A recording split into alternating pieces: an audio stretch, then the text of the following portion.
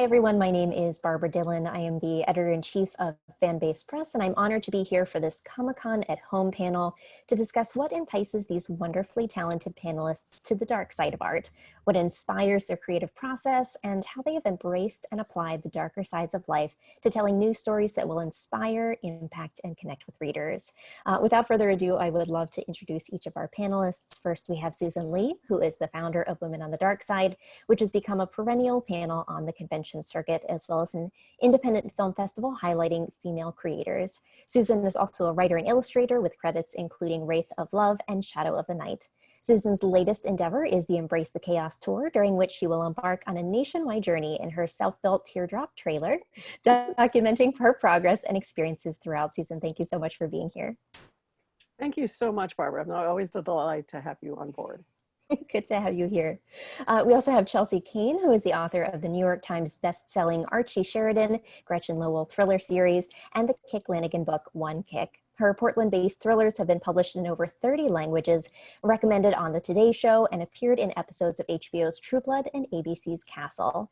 Stephen King included 2 of her books in his top 10 favorite books of the year, and NPR named Heartsick one of the best 100 thrillers ever written. I'm sorry to interrupt. It was number 100. Oh my goodness, that's amazing.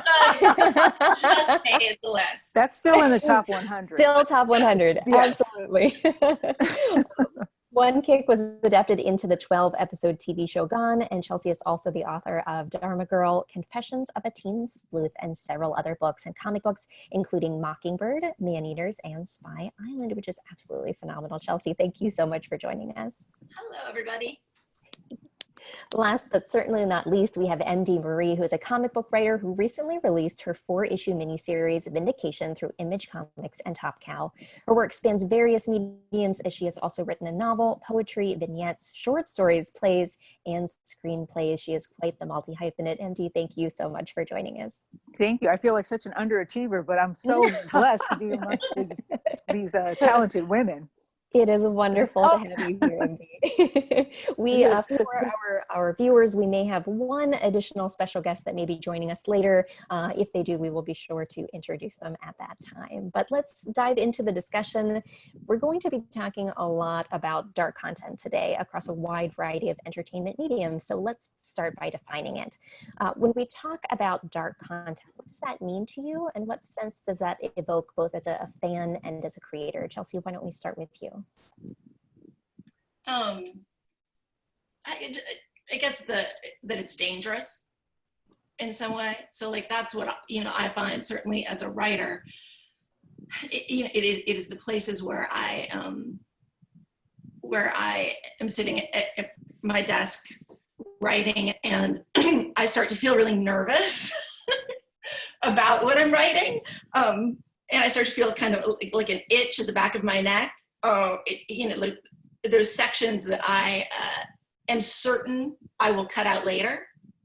Those feel dangerous to me, and they're almost always the sections that people like the most, and that people think are the darkest. But like I didn't think of myself as being terribly macabre, like until I started publishing thrillers, and everybody was suddenly like, "Are you okay? Do you need to talk?" Yeah.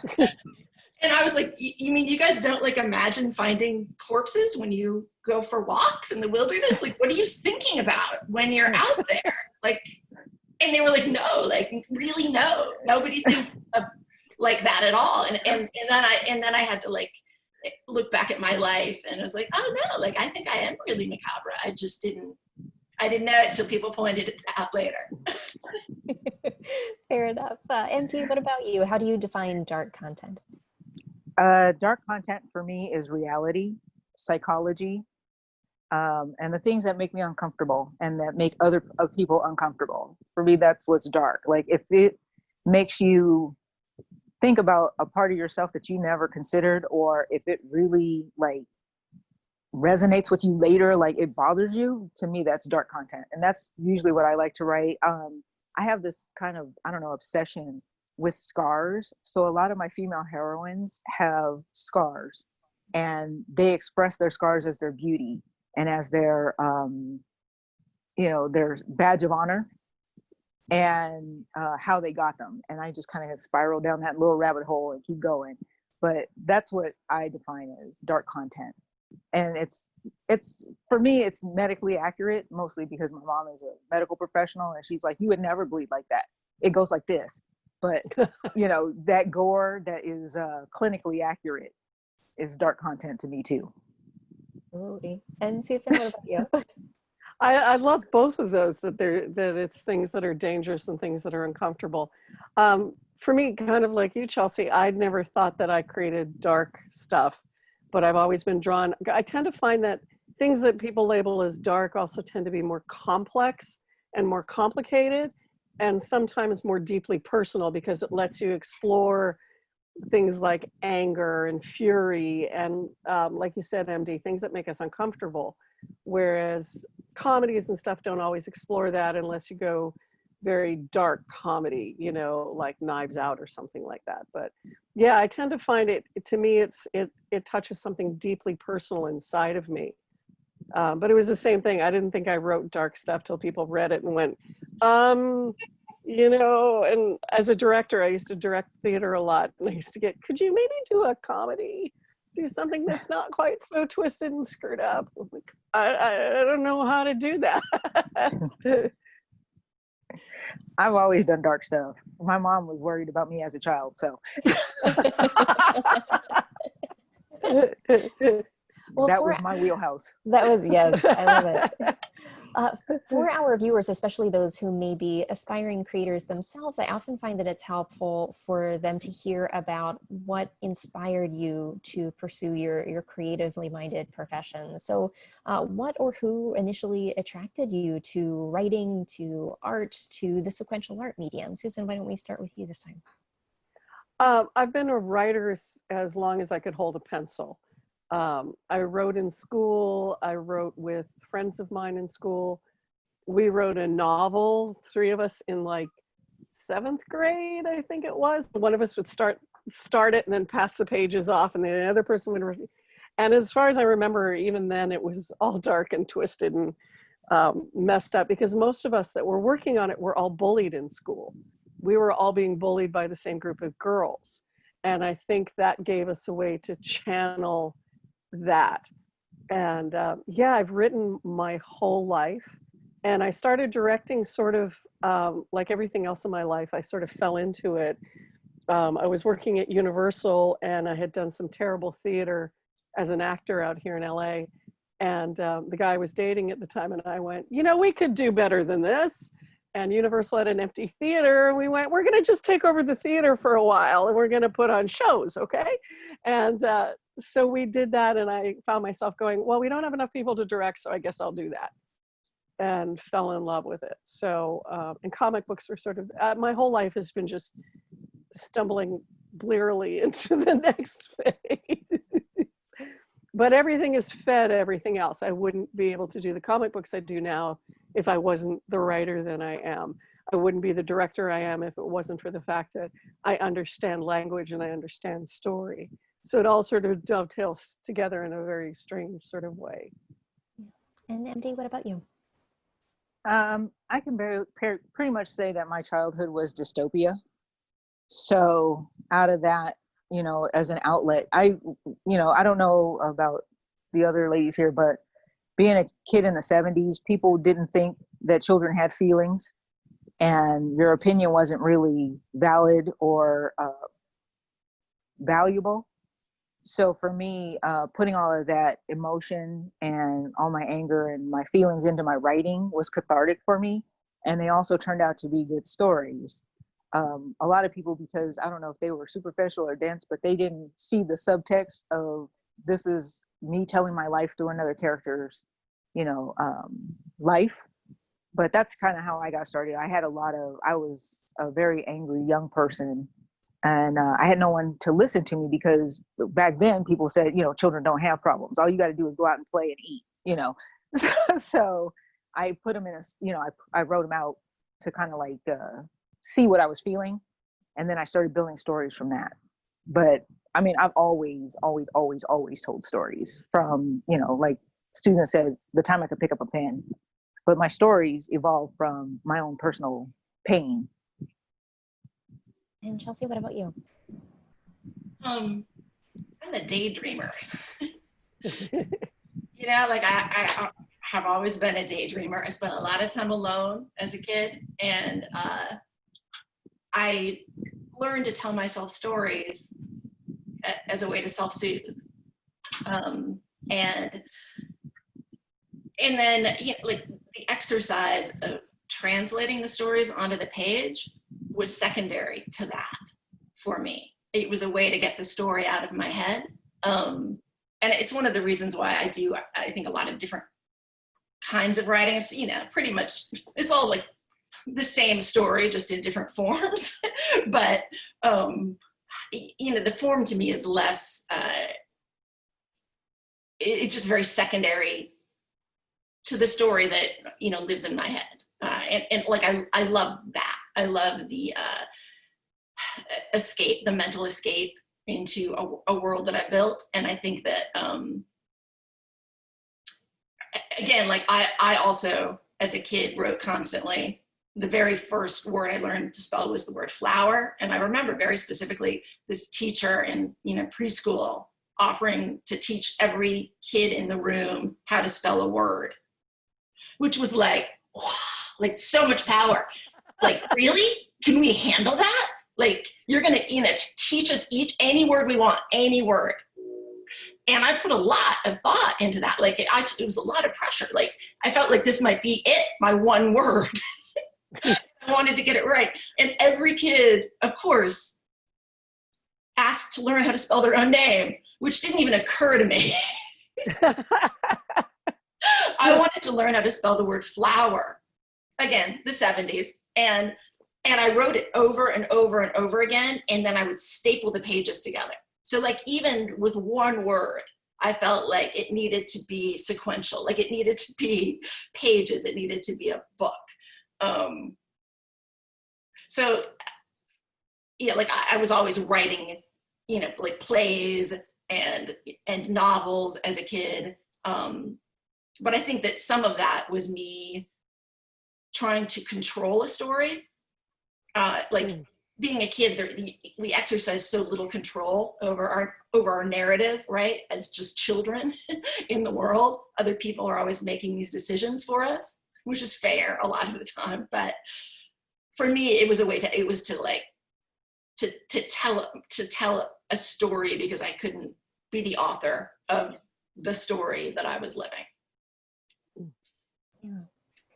Yeah. MD, in your last response, MD, you talked about something really great that I think will transition us to the next question, and that's the idea of there being a catharsis in the creative process. And when we talk about the creative process, we often consider the introspective nature of how art affects or defines its creator. So as you confront and call upon these dark corners of yourself in creating new content, do you feel that it can sometimes be an unhealthy process, a necessary evil to bring about great art? Or do you feel, like you had mentioned, that it provides an opportunity to resolve the darkness that lies within? MD, do you want to expound upon that?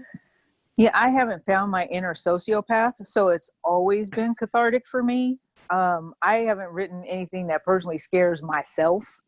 It scares my readers, but no, I haven't gone that dark to where, I feel like I've pushed the envelope too far. I hope to one day, and maybe I will get in touch with my inner sociopath, but right now I'm just working towards psycho. So no. I like the levels, like Yeah. psychos. Yeah, it's a graduation. Susan, what about you?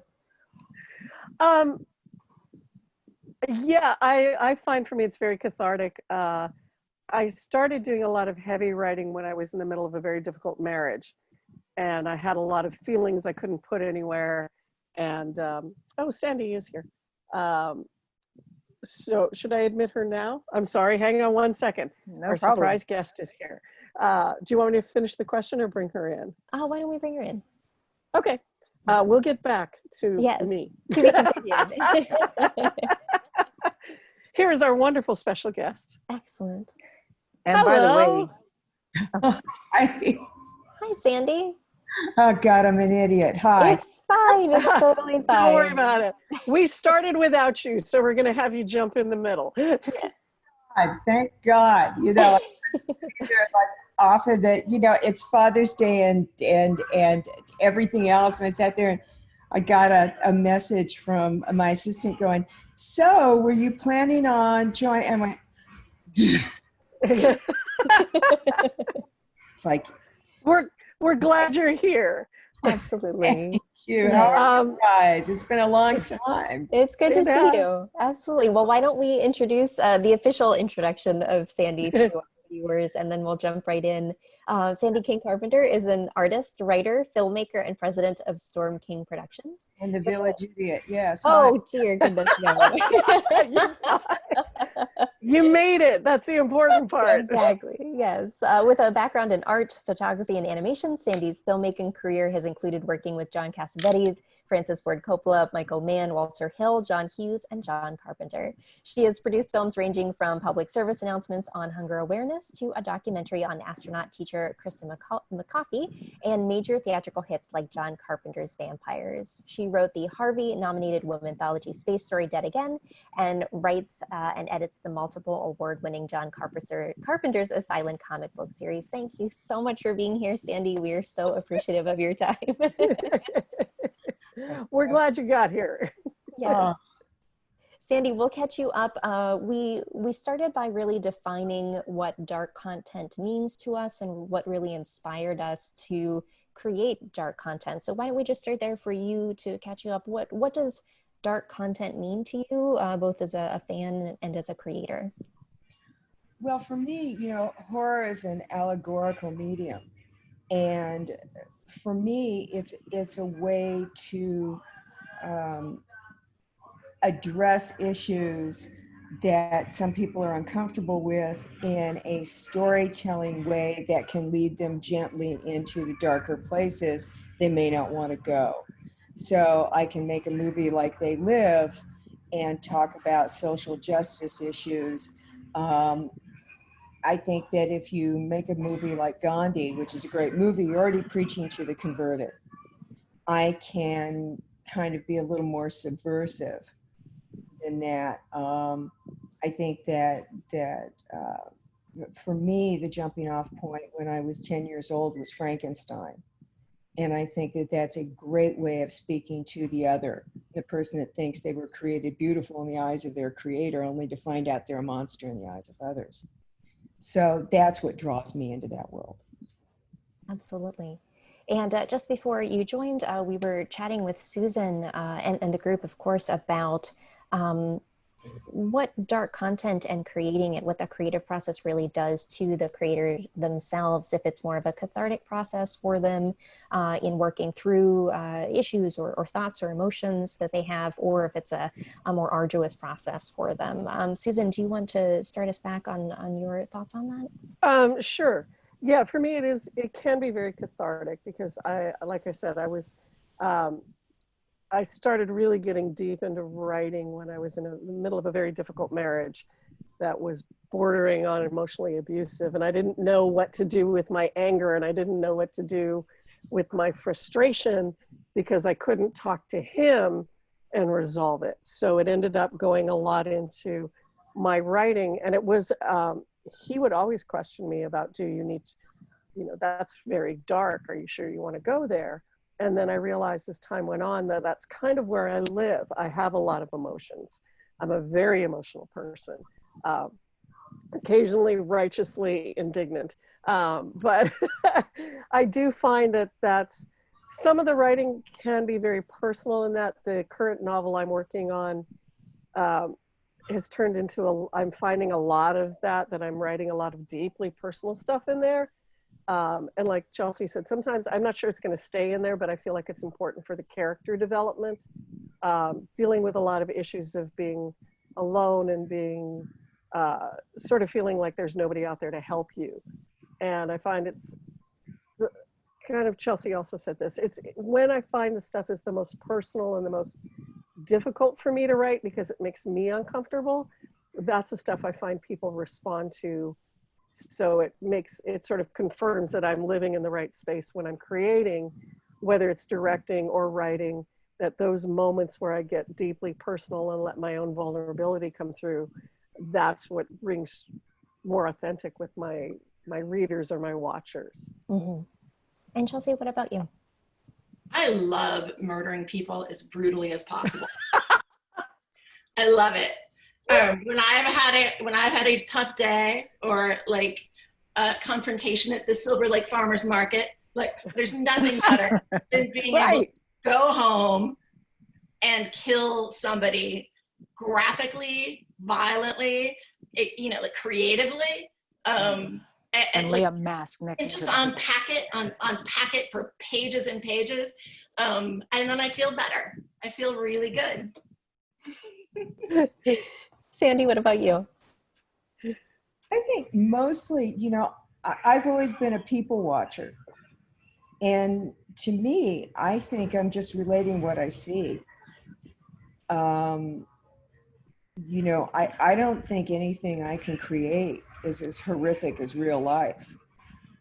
And to me, I think I'm just observing what's out there. Perhaps I get a little more creative when I put myself in their shoes as to what I think my monsters or my evildoers are thinking. But for the most part, I've always been one that pulled up at the stoplight and wondered what the guy on the corner was doing and where he was going and who he just murdered. So I consider myself a watcher. Yes. I just wanted to say to Chelsea, I just did an interview a couple of weeks ago, and one of the viewers was like, "Why do you kill everybody?" So you and I are kindred spirits. I was like, why wouldn't I? Like, Why wouldn't you? I created them to die. Like, It's like if you let them get away, what function were they? Why would I waste my time writing this person if I wasn't going to kill him? This is the whole reason I created this panel, is for these kinds of discussions. Like the question, which is sort of like, I guess, the sort of secondary question in the question you just asked, Barbara, it's that whole notion of like, doesn't it haunt you, right? And I'm always like, no, like not at all. Like, sleep so good. Like if it haunted me, I wouldn't be doing it. Like who would, like, no, it's great, it's fun. And then people look at me funny and walk away. It haunts me until I write it, and then I'm done. Right. That's always the interesting thing when people meet horror people. They expect you to be odd, different, or creepy, and I think we exercise what other people suppress, and I think we just recognize it and move on. Yeah. I think we're great. Yes, I agree. This is a given. Great bakers and all kinds of things like that that people don't expect. Sleep well. Yeah. We're nice to each other. In terms of creating this dark content, are there, in utilizing your creative toolkits for no matter what medium you might be working in, are there creative challenges that you have to jump over in terms of creating horror or thrillers or whatever the genre might be? And likewise, how do you evaluate its impact with readers and viewers? And does that impact your future creations? MD, why don't we start with you this time? Yes, there are hurdles. The hurdle for me is not writing something that's been written before. Because I personally don't like formulas, and I don't want to write something somebody's already written. I'm trying to find a new and original way to tell a story. So that could be a hurdle because, you're influenced by external influences. People say something to you, you watch a TV show, you read a book, you've forgotten something that you've seen or heard, and the next thing you know, it's in your story, right? So for me, a hurdle of being as original as possible with a character or a plot or a story is sometimes difficult to overcome, because you don't remember that you saw that somewhere else and you think it's a genius idea, and then somebody was like, oh, that's just like such and such book, and you're like, oh, so you got to go back and redo it, right? And for me to get back over that, basically write down every scenario, that I can think of. And then my family are avid entertainment, everything, right? They read, they watch movies, they, listen to podcasts, whatever. I let them read it. If it comes to them that it's something else, then I just go back and write it again. Yeah, and it's also hard to make sure that you're pulling from tropes as opposed to cliches, because sometimes you think you've really cooked it, you've really just flown through it, and it's exactly that it's something that just really flew out of you because it's been out there. Mm-hmm. and that it's so disappointing when you recognize that in yourself. Oh, wow. Did I just screw that up? I was writing a scene in Shadow of the Night where the male character has been sort of magically seduced by the villainess in the face, and he wakes up on her couch in the morning and she's sitting wearing his shirt and nothing else, and when he goes to leave to try to find the heroine because he's in love with her, I had the villainess starting to unbutton the blouse going, maybe you should just stay here. And as I'm writing it, I'm going, what am I doing? I'm better than this. I can do something better than just have a naked woman trying to entice him back. And that's right. It's the difference between tropes and cliches. So I have him stop and put his hand on hers and go, you can keep the shirt. And he walks out of the room. And I don't like that. She's better than that, Susan. She's better than that. Yeah, she should have told him, well, get on with your best. Go. Don't nobody But it's funny. It is fighting those sort of stereotypical things, especially as women. I feel like as a woman, I shouldn't rely on naked women and sex and rape and there's got to be a better way to tell that story. Yeah. And sometimes you fall into that trap of, oh, this is how you're supposed to write it. And I think it gets better if you can kind of go, wait a second, why am I writing that? What is the point? Is there a better way to do it? Yeah. And I do find sometimes, because we live in this darker world that we create, the other hurdle is people going, but you're a woman. Why would you write that? Or why would you, as a director, I directed a lot of theater. And I directed a lot of deep, dark, twisted stuff. Mm-hmm. And more than every time I would do a theatrical run, almost every night, a guy would come up to me after a show and go, I can't believe you directed that. I'm like, why? Wow. Well, because it was so dark and it was so, weird and odd. I can't believe a woman directed that. And it's like, what is it? What does that mean?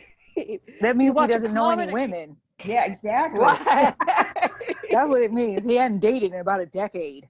Now, the question that I get that always gets under my skin is how can you write what you write as a mom?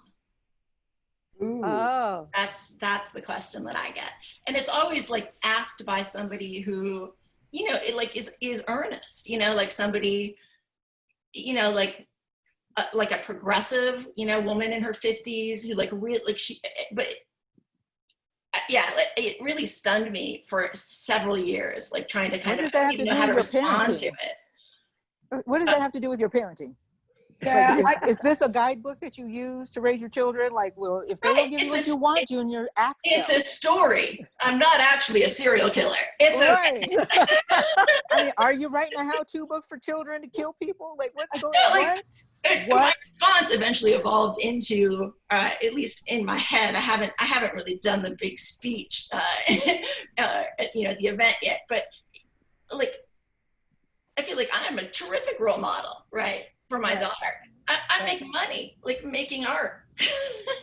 Right. I am modeling a really viable kind of creative life for her. And the fact that there is this instinctual kind of notion that because I write about dark things, that might somehow be, could somehow poison her. right? Or expose her. I got those comments for years. I finally, you know, had to say, look, my kids grew up. They weren't arrested before they were 18. Actually, they'd never been arrested. And they're, you know, they're good, upstanding men. But definitely got the judgment, got the looks, got the PTA members, and, you know, essentially just have to go, yeah, fuck yeah. Does anybody remember that movie, Harper Valley PTA? I worked on The the show. I worked on Harper Valley PTA. Oh, you did? Yeah.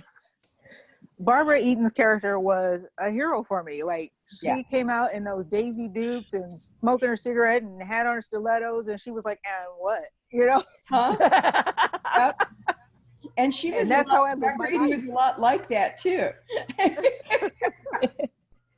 Well, I want to transition us to the next question, which is something that is so prescient, especially right now, but always. There is a much needed emphasis on inclusion, not only in the artistic community, but in our society as a whole, to ensure that everyone is represented across intersectional lines and given a voice to provide fans with an opportunity to see themselves represented in media. So I'm curious, for each of you, would you mind sharing your experiences in the artistic community and when it comes to inclusion and how you strive to make your projects, your characters, your stories, or your creative teams more inclusive? Sandy, why don't we start with you?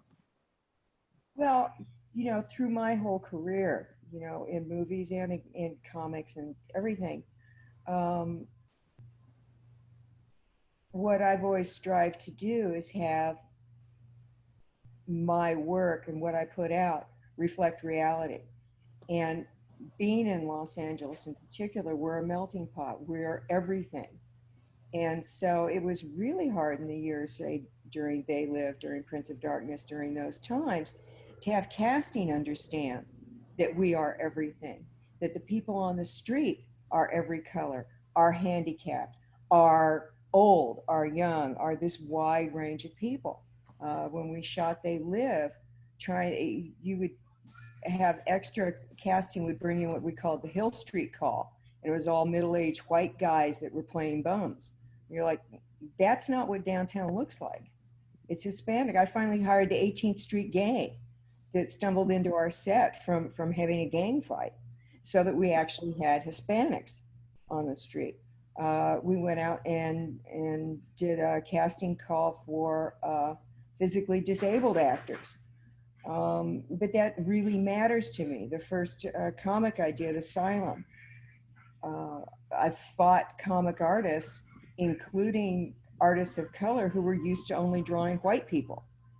And yet, if you go to any comic convention, that floor is one of the most diverse places on earth, because it's everybody that feels marginalized from everywhere else who's escaped into fantasy forever. So I think that by striving to do reality, you automatically diversify what you're presenting. And that to me has always been the fight and always been the triumph. Yeah. MD, what about you? Well, I don't want to say this out loud, but I feel like I need to. I'm Black. So everything starts from there. And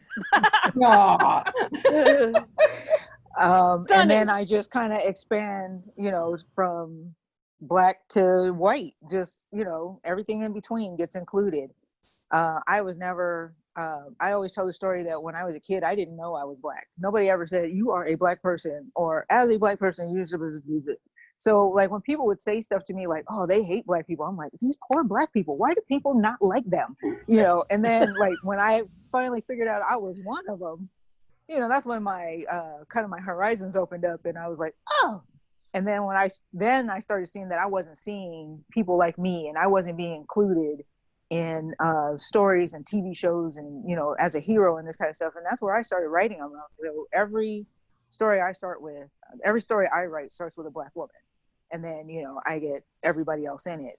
If you ever get a chance to read my story, Saints of Winter Valley, it's about 5 female vigilantes.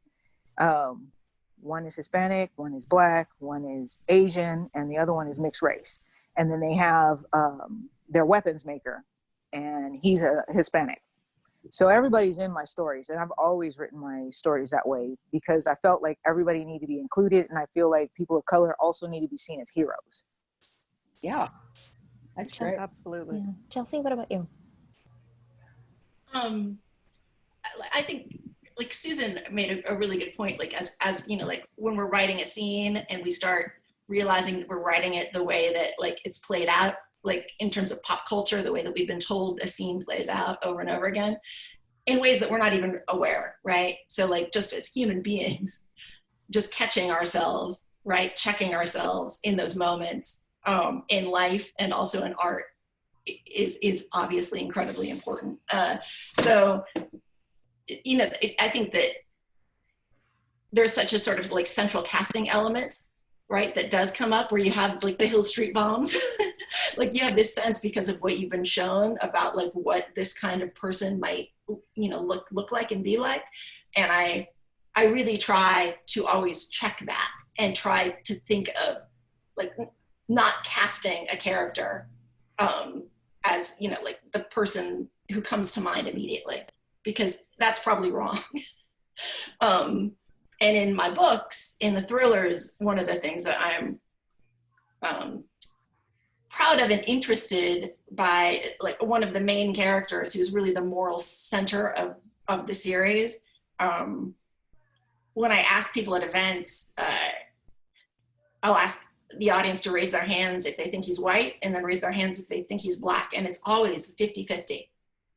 It's really, like, really interesting to me, and that because so many people would ask me about that, it is reaffirmed to me the importance of creating characters that anybody can identify with.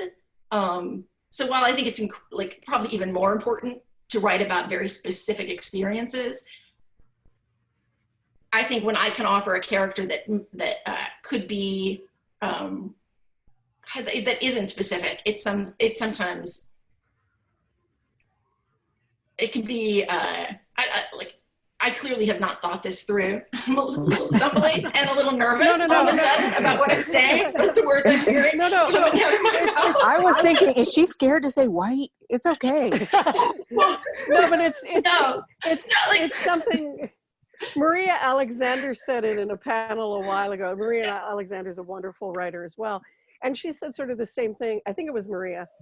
She said she tends to sort of keep her descriptions very loose. Right. So that way, whoever is reading the book can bring their own experience to it, whether it's as being a person of color or a, you know, middle-aged white woman or a kid or whatever, that she sort of purposely, unless it's really important to a character, keeps it open enough. And she's had kind of the same response where when she speaks to certain audiences, they identify with that character as somebody relatable to them. And I think that's a good, far more eloquent. And thank you, Susan, for saving. It's all Maria. Maria said it so good in one of the panels. When I find is different, right? Because it's visual. Like that's you can't leave that stuff out. Right. So, like in terms of creative team, I work with all female teams. We've got one guy, the letterer, Joe, but otherwise, you know, a female artist and colorist and like a designer, like cover artist, because I think that is really important in comics, especially because whether like a script is written by a woman, the way people are drawn, right? Like traditionally in comics has been a very like heteronormative, cisgendered kind of like, you know, like what is, you know, what they find is sexy. And I think it's important to widen that. So that is one thing that I do try to feel strongly about. All right. And Susan, what about your work? It's interesting because this came up a couple years ago in this panel when we were talking about inclusivity. And I grew up in Canada, and I was born in New York, but raised in Canada. And to me, everybody I knew was kind of biracial. Everybody had a little bit of something.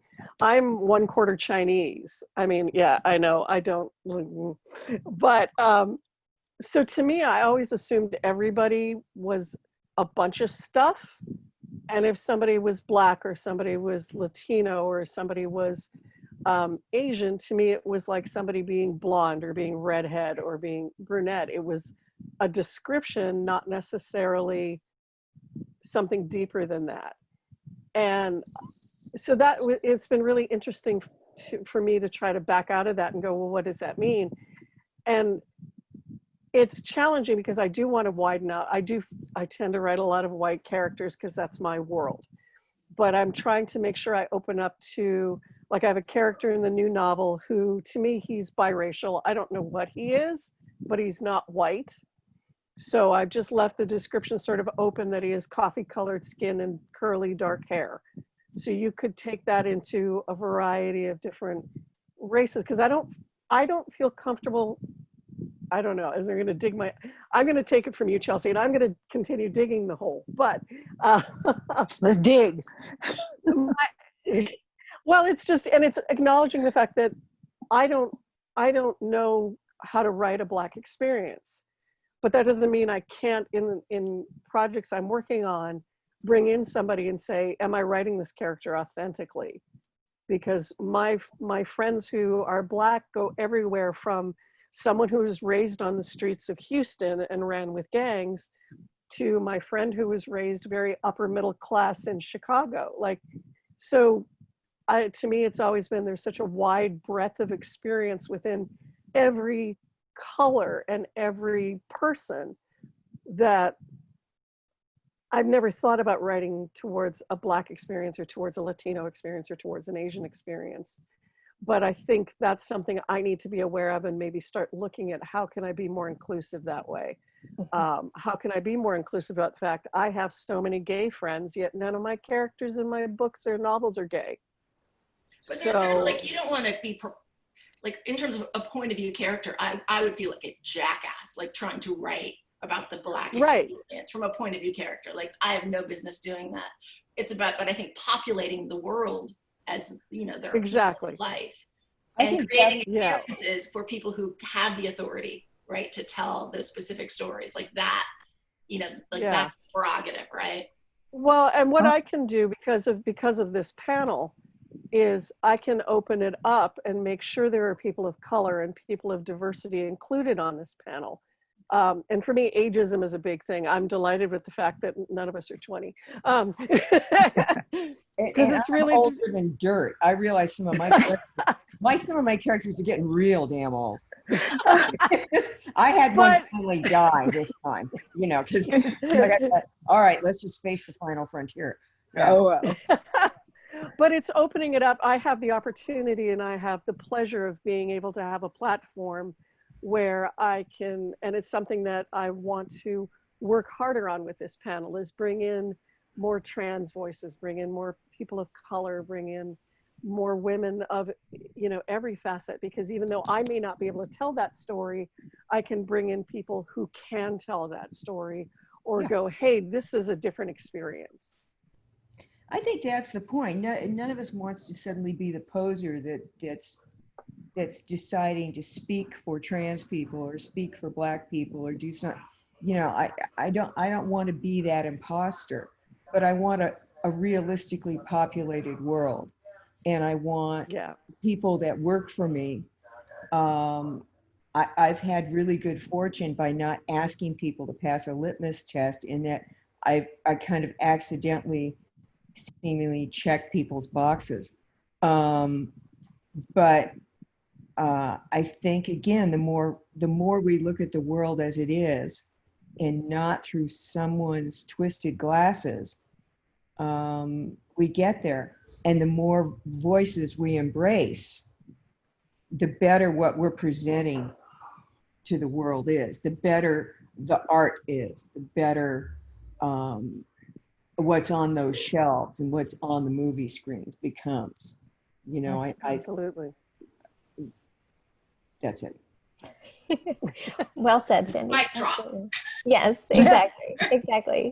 Well, I could chat with all of you for at least another hour, but sadly, we actually do have to wrap up. Before What? I know it went so quickly, didn't it? Well, let's just keep talking after this because we can't get kicked out of the room now. That's true. That's What? true. This is true. Yes. Yeah, if you want to hang out for a minute afterwards, I'll catch you guys up with some plans what I have for Excellent. this format in the future. Wonderful. Well, for I'm each sorry, of Barbara, you, go ahead. no, that's okay. For the benefit of our reviewers, I want to ensure that they know where they can find you and your work online. So MD, we'll actually start with you. Are there any websites and or social media that you'd like to share with viewers? Topcow.com and Amazon and barnesandnoble.com. Excellent. And Sandy, what about you? StormKingProductions.com and StormKingComics.com. Excellent. And Chelsea? Just Google my name. She's everywhere, everywhere. Well, You'll find all kinds of stuff. And Susan? Life on its side on all social media. And if you want to, eventually I'll get this trip underway that I was hoping to do. You can also find me on Embrace the Chaos tour on all social media, and you'll get a lot of videos of my cat. cool. Indiana Jones is wonderful. Indiana Jones. Again, I've been Barbara Dillon. I want to say a huge thank you to Susan, Chelsea, MD, and Sandy. Thank you so much for sharing your experiences, your time, and your knowledge with our viewers. You can find more about Fanbase Press at fanbasepress.com, all of our coverage of other creators of all mediums, as well as our own publishing as well. So, but again, thank you to all of our creators today. Thank you to our viewers and to Comic-Con at Home. We hope you have a safe and wonderful day in these challenging times. Yeah, I'm going to stop recording. Okay. Stop recording.